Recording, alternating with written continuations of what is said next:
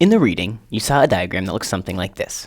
But for now, I want to ignore the rehearsal and the encoding pieces and focus on how information gets into working memory.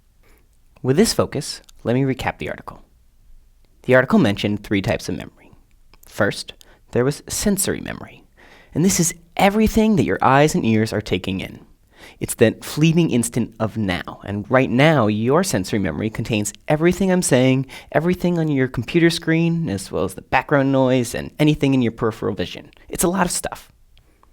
Then there's also long-term memory.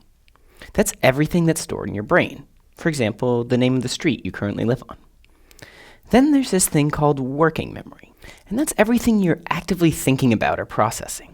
Now, a requirement for effective learning is that you have the right stuff in working memory. But this working memory is really small, which means that as educators, we have to be very purposeful about how our students allocate this finite and precious resource. So thinking in terms of this model of the brain, working memory can only come from one of 2 sources. You can either retrieve something from your long-term memory, or you can focus your attention on something in your sensory memory.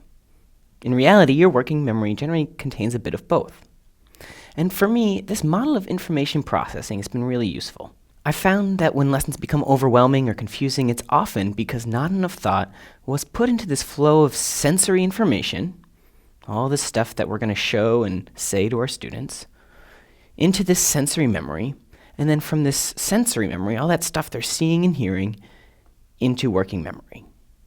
So in the next section, I want you to quickly skim through the videos I showed you earlier, but this time focus in particular on what may be making it into working memory by paying attention to how a novice may be directing their attention.